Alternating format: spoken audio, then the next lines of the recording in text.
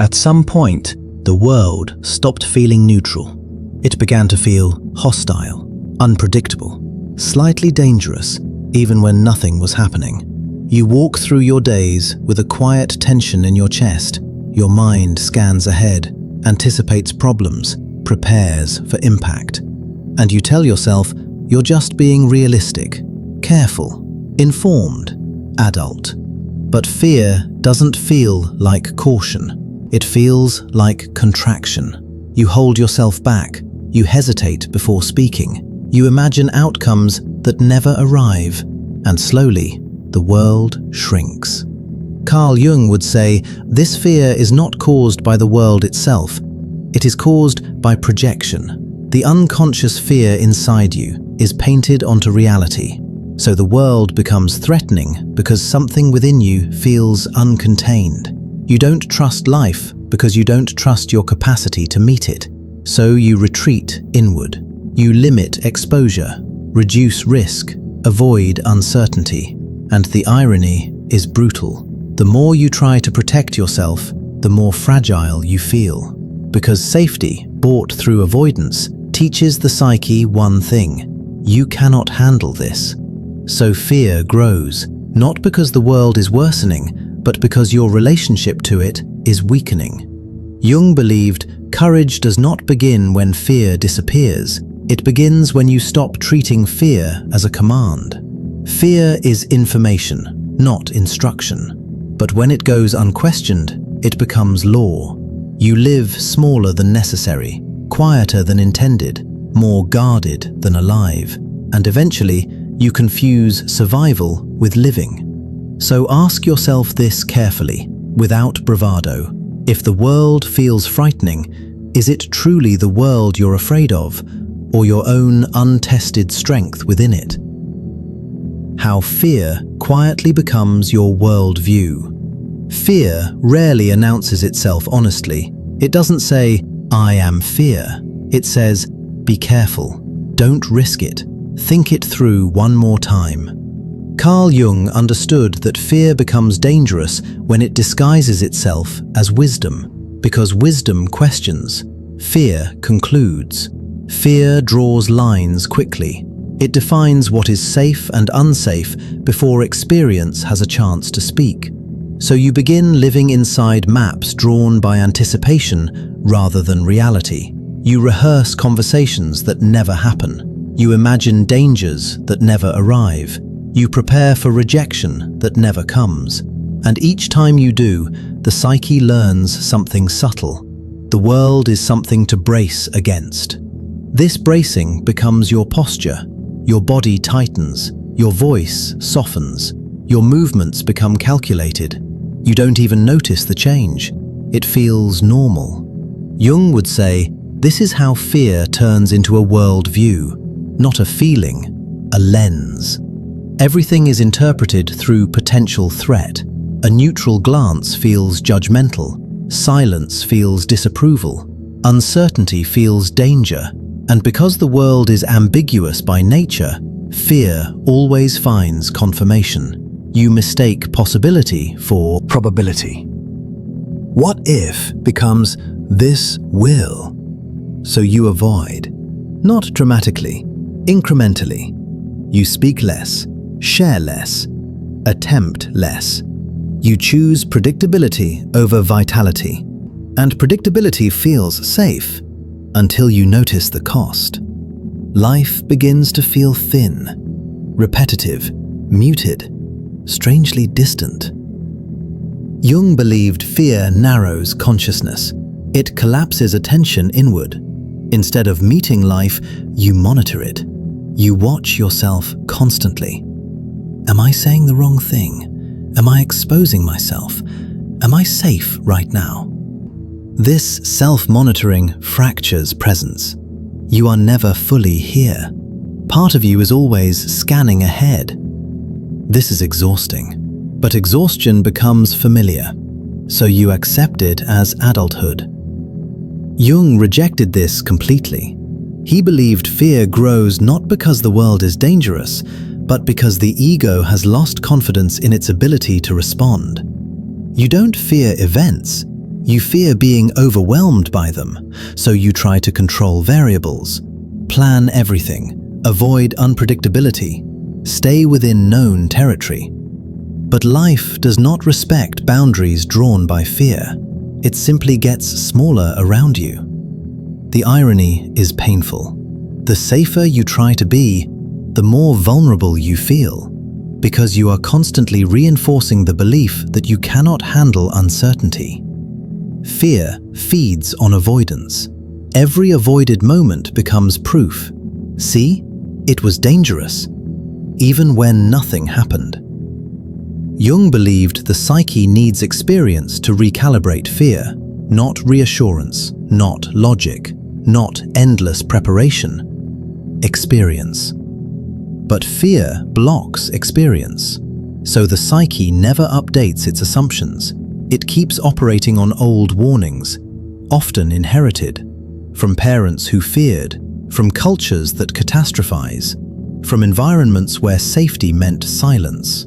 You may be carrying fears that were never yours, beliefs about danger learned early, long before you could test them yourself. And now they feel like intuition. But intuition expands life. Fear contracts it. One of Jung's most unsettling insights was this: what you avoid gains power over you, not because it is strong, but because it remains unknown. Unknown things invite imagination, and imagination is fear's favorite ally. You imagine worst-case scenarios without ever meeting reality, so the world grows darker in your mind than it ever is in fact. Jung believed courage begins here, not with confidence, with curiosity, with the willingness to test assumptions instead of obeying them. This does not mean reckless exposure. It means small acts of contact, saying one thing you normally withhold, staying present instead of escaping, letting uncertainty exist without resolving it immediately. Each act sends a different message to the psyche. I can survive this. I can respond. I am not as fragile as fear suggests. And slowly, the worldview shifts. The world doesn't become harmless, but it becomes meetable. And a meetable world is no longer terrifying. Why avoidance teaches fear to stay? Avoidance feels intelligent. It feels like self-protection, like foresight, like maturity. But Carl Jung saw avoidance as one of fear's most effective teachers. Because every time you avoid something out of fear, the psyche draws a conclusion. Danger confirmed. Not because anything happened, but because you retreated. The nervous system does not reason. It learns through action.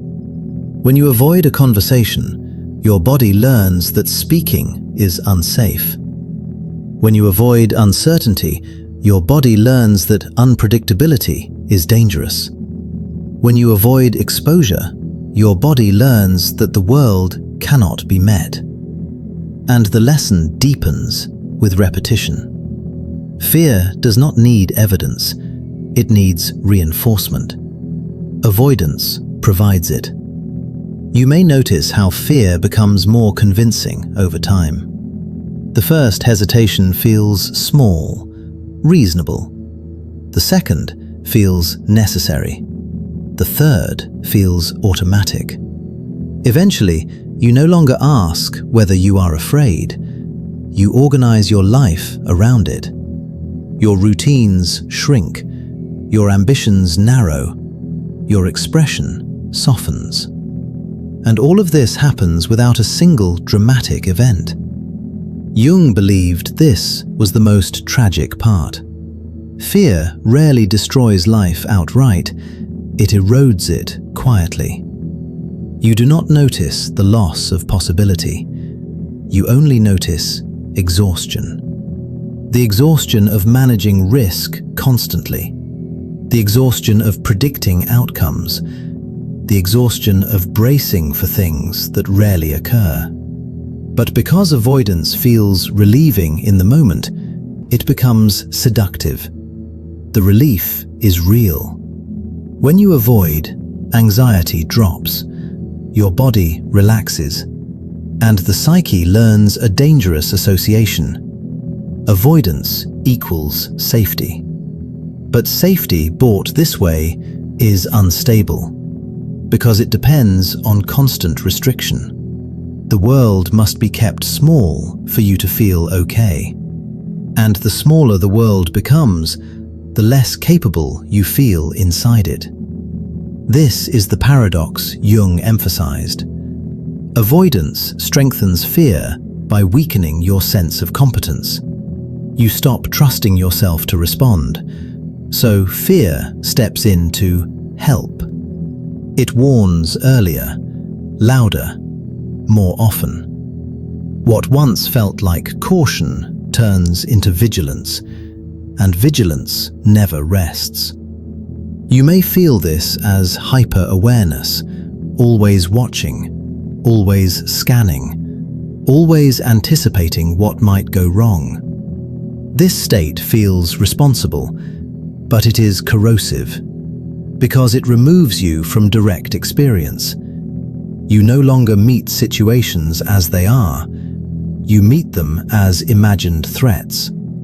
And imagination, when fueled by fear, is rarely accurate. Jung believed fear grows strongest when it is not contradicted by experience, because experience recalibrates the psyche. It teaches scale. This was uncomfortable, but survivable. This was uncertain, but manageable. This was awkward, but not catastrophic. Avoidance prevents these lessons, so fear remains abstract. And abstract fear is infinite. It has no boundaries, no limits. It can expand endlessly. This is why reassurance does not work. People may tell you, "You'll be fine. There's nothing to worry about." But words cannot replace experience. The psyche does not learn through explanation. It learns through encounter. So fear stays, not because it is right, but because it is unchallenged. Jung would say that courage is not the absence of fear. It is the willingness to disconfirm it, gently, gradually, through contact. Not exposure that overwhelms, but exposure that restores trust. Trust in your capacity to respond. You do not need to prove that the world is safe. It isn't. You need to prove something else, that you can meet what arises. This shifts the center of gravity. Fear loses its absolute authority. It becomes one signal among others, not the deciding voice. Avoidance also distorts identity. You begin to see yourself as someone who doesn't do well with conflict, isn't good under pressure, needs stability. These stories sound like self-knowledge. Often they are fear histories, narratives built around moments you avoided rather than moments you endured. Jung believed identity formed this way is fragile because it is based on limitation. You define yourself by what you cannot face, and anything that threatens those limits feels existential. So fear becomes identity protective. It says, if you face this, you won't be yourself anymore. And in a sense, that's true. You won't be the smaller version. But fear frames that loss as danger, not growth. Avoidance also keeps the shadow intact. The parts of you capable of assertiveness, anger, risk, and confrontation remain undeveloped. Not because they don't exist, because they are never allowed expression. So they feel foreign, threatening, and what feels foreign feels dangerous. Jung believed that fear often masks unlived strength. You are afraid not because you are weak, but because the strong part of you has never been tested. So it feels unknown. And the unknown always frightens the ego. Avoidance keeps that strength dormant. So fear stays justified. The cycle continues. This is why fear feels self-reinforcing, because it creates the very evidence it needs. You avoid. You feel relief. You feel smaller. You feel less capable. Fear says, "See?" and you listen. Breaking this cycle does not require heroics. It requires interruption. Small, deliberate refusals to obey fear automatically. You speak once when you would normally stay silent. You stay present during discomfort instead of escaping. You allow uncertainty to exist without resolving it. These moments feel insignificant. They are not. Each one teaches the psyche something new. I can stay. I can respond. I don't collapse. And slowly, fear loses its monopoly. Not because it disappears, but because it is no longer the only teacher. Experience becomes the counterweight. Reality begins to speak louder than anticipation. And reality is rarely as catastrophic as fear predicts. This is how fear begins to loosen. Not through thinking differently, through living differently. More than fear. There is a subtle shift that happens when fear stops being the authority. Not when it vanishes, but when it loses its vote.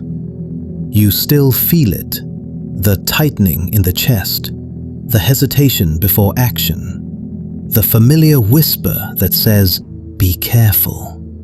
But something else speaks now, not louder, steadier. Carl Jung believed this voice was not confidence, it was self-trust. The knowledge, earned, not imagined, that you can meet what arises. This trust does not come from positive thinking, or reassurance, or promises that everything will be okay. It comes from evidence, from moments you stayed instead of fled, from discomfort you endured without collapsing, from experiences that proved fear exaggerates. Each time you face something feared and survive it, your psyche updates its map. Not abstractly, physiologically. Your body learns, I did not break. I adapted. I remained intact. This learning is profound because fear lives in the body, not in arguments. So the body must be taught. And teaching happens through experience. Jung believed courage was cumulative. It grows quietly. You do not feel braver overnight. You simply notice that fear no longer stops you as quickly. You pause before obeying it. You question its urgency. You allow yourself to feel afraid without retreating. And fear begins to change. It becomes information instead of command. You may notice something unexpected. As fear loosens, the world feels larger, not safer, more open. You start seeing possibilities where there were only threats, opportunities to speak, to engage, to step forward imperfectly. And with each step, something inside stabilizes. Your sense of identity shifts. You stop seeing yourself as someone who must avoid danger. and start seeing yourself as someone who can respond. This distinction matters a lot, because a person who believes they can respond does not need to control everything in advance. They can tolerate uncertainty. They can enter situations without rehearsing every outcome. They can let life happen. Jung believed fear thrives on the illusion that preparation can eliminate risk. But life is not something you prepare for. It is something you meet. And meeting requires presence. When you are present, fear loses its ability to project endlessly. Because projection needs distance. Fear needs you to be elsewhere, in the future, in imagination, in catastrophe. Presence collapses that distance. You are here, and here is usually manageable. You may still encounter real difficulty, loss, conflict, failure. Jung never denied this, but he believed suffering met consciously does not traumatize in the same way. It integrates. It becomes part of you rather than a threat to you. Fear, on the other hand, anticipates suffering endlessly without ever integrating it, so it exhausts you without strengthening you. When you trust yourself more than fear, your nervous system relaxes, not because life is safe, but because you are capable. This is a different kind of calm, not numbness, groundedness. You no longer need the world to behave a certain way for you to feel okay. You stop negotiating your life around worst-case scenarios. You stop shrinking your expression to avoid imagined danger.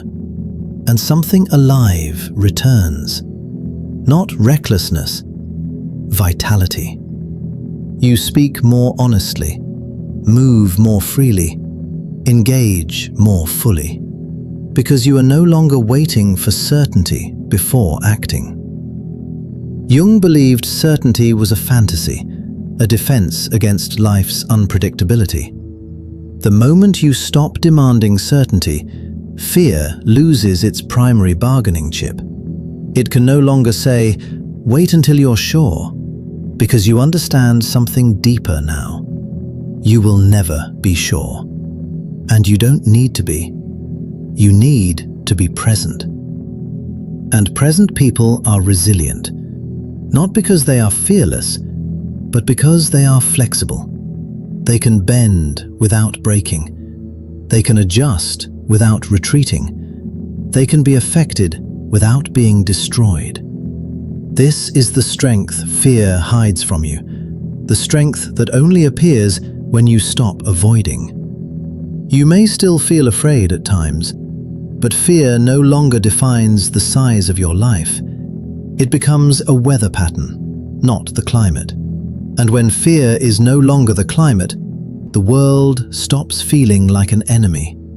It becomes what it always was: uncertain, complex, alive. And so are you. The courage to meet life directly. Carl Jung believed fear was not the opposite of courage. Avoidance was. Fear is natural. Avoidance is learned. And what is learned can be unlearned. You do not stop being afraid of the world by convincing yourself it is safe. You stop being afraid by discovering, again and again, that you can meet it. Fear shrinks life only when it goes unquestioned, when it becomes law, when it defines who you are and what you are allowed to attempt. But the moment you treat fear as information rather than instruction, its power changes. You stop living inside predictions. You return to experience. This does not make life easier. It makes it real. And real life, while unpredictable, is far less terrifying than the imagined catastrophes fear rehearses endlessly. You don't need to eliminate fear. You need to stop letting it decide. Each small act of presence teaches the psyche something true. I can stay. I can respond. I am not as fragile as I thought. Over time, these truths accumulate. They become trust. And trust is what fear cannot survive against. Not trust in the world, trust in yourself. So sit with this gently, without forcing an answer. If you stopped organizing your life around what you're afraid of, what kind of world might finally open up in front of you?